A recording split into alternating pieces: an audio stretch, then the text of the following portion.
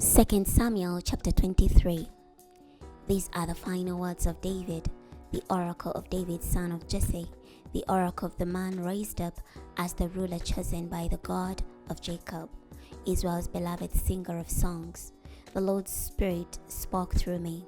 His word was on my tongue. The God of Israel spoke. The protector of Israel spoke to me. The one who rules fairly among men, the one who rules in the fear of God, is like the light of morning when the sun comes up, a morning in which there are no clouds. He is like the brightness after rain that produces grass from the earth. My dynasty is approved by God, for he has made a perpetual covenant with me. Arranged in all its particulars and secured, he always delivers me and brings all I desire to fruition. But evil people are like thorns, all of them are tossed away, for they cannot be held in the hand. The one who touches them must use an iron instrument or the wooden shaft of a spear. They are completely burned up right where they lie.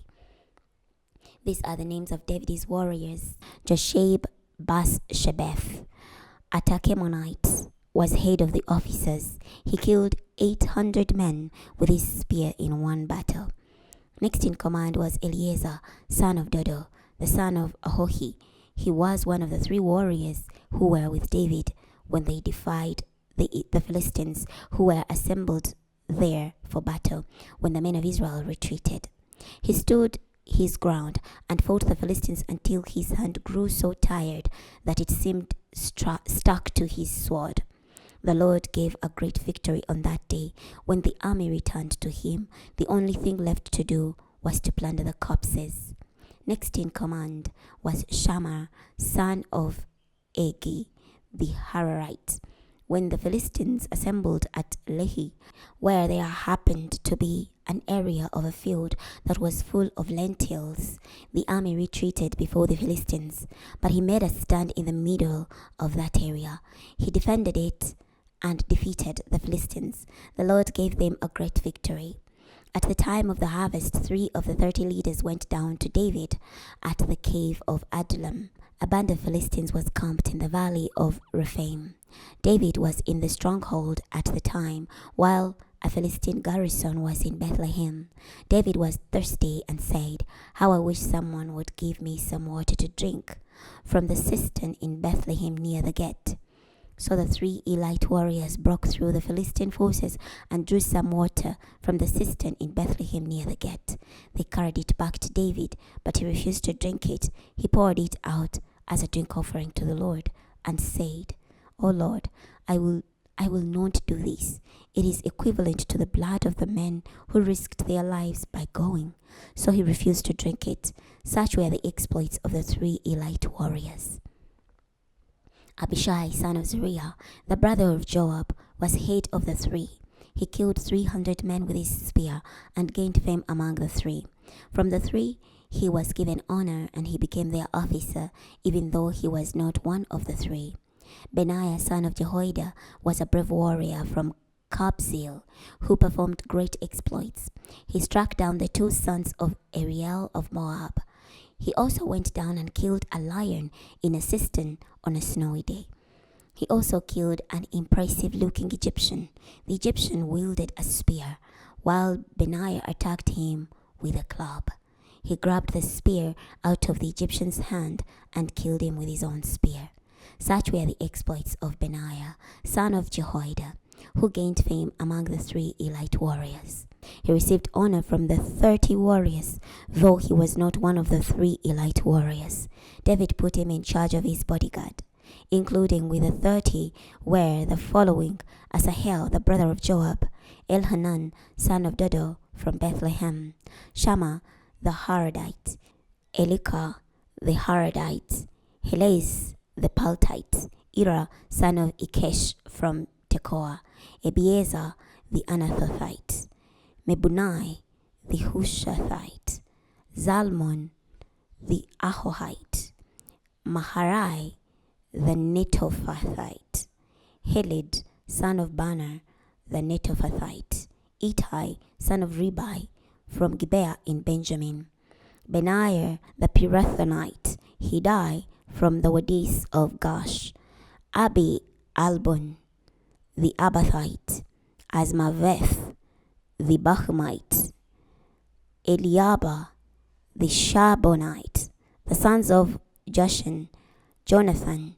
son of Shammah, the Hararite, Ahiam, son of Sharar, the Hararite, Eliphelet, son of Ahashbai, the Maacathite, Eliam, son of Ahithophel, the Gilonite, Hezrai, the Carmelite, Parai, the Abite, Igal, son of Nathan, from Zobah, Bani, the Gadite, Zelek, the Ammonite, Zaharai, the Berothite, the armor-bearer of Joab, son of Zeruiah, Ira, the Ithrite, Gareb, the Ithrite, and Uriah, the Hittite. Altogether, there were 37. Chapter 24. The Lord's anger again raged against Israel, and he incited David against them, saying, Go count Israel and Judah. The king told Joab, the general in command of his army, Go through all the tribes of Israel from Dan to Beersheba and muster the army, so I may know the size of the army. Joab replied to the king, May the Lord your God make the army 100 times larger right before the eyes of my lord the king. But why does my master the king want to do this? But the king's edict stood, despite the objections of Joab and the leaders of the army. So Joab and the leaders of the army left the king's presence in order to muster the Israelite army. They crossed the Jordan and camped at Aror, on the south side of the city at the Wadi of Gad, near Jazer. Then they went on to Gilead and to the region of Tatim Hodesh, coming to Dan, Jan, and on around to Sidon. Then they went to the fortress of Tyre and all the cities of the Hivites and the Canaanites. Then they went on to the Negev of Judah, to Beersheba. They went through all the land, and after 9 months and 20 days came back to Jerusalem. Joab reported the number of warriors to the king. In Israel there were 800,000 sword-wielding warriors, and in Judah there were 500,000 soldiers. David felt guilty after he had numbered the army. David said to the Lord, I have sinned greatly by doing this. Now, O Lord, please remove the guilt of your servant, for I have acted very foolishly. When David got up the next morning, the Lord had already spoken to Gad the prophet, David his seer. Go, tell David, this is what the Lord says. I am offering you 3 forms of judgment. Pick one of them, and I will carry it out against you. Gad went to David and told him, Shall 7 years of famine come upon your land? Or shall you flee for 3 months from your enemy with him in hot pursuit? Or shall there be 3 days of plague in your land? Now decide what I should tell the one who sent me. David said to God, I am very upset. I prefer that we be attacked by the Lord, for his mercy is great. I do not want to be attacked by men. So the Lord sent a plague through Israel. From the morning until the completion of the appointed time, 70,000 men died, from Dan to Beersheba. When the angel extended his hand to destroy Jerusalem, the Lord relented from his judgment. He told the angel who was killing the people, That's enough. Stop now. Now the Lord's angel was near the threshing floor of Araunah the Jebusite. When he saw the angel who was destroying the people, David said to the Lord, Look, it is I who have sinned and done this evil thing. As for these sheep, what have they done? Attack me and my family. So God went to David that day and told him, Go up and build an altar for the Lord on the threshing floor of Araunah the Jebusite. So David went up as God instructed him to do, according to the Lord's instructions. When Araunah looked out and saw the king and his servants approaching him, he went out and bowed to the king with his face to the ground. Araunah said, Why has my lord the king come to his servant? David replied, To buy from you the threshing floor, so I can build an altar for the Lord, so that the plague may be removed from the people. Araunah told David, My lord the king may take whatever he wishes and offer it.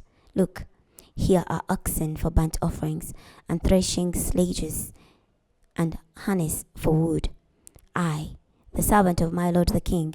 Give it all to the king." Araunah also told the king, "May the Lord your God show you favor." But the king said to Araunah, "No, I insist on buying it from you. I will not offer to the Lord my God burnt sacrifices that cost me nothing." So David bought the threshing floor and the oxen for 50 pieces of silver. Then David built an altar for the Lord there and offered burnt sacrifices and peace offerings. And the Lord accepted prayers for the land, and the plague was removed from Israel. We have reached the end of the second book of Samuel. Next time, we're going to be starting the first book of Kings. I'll see you then.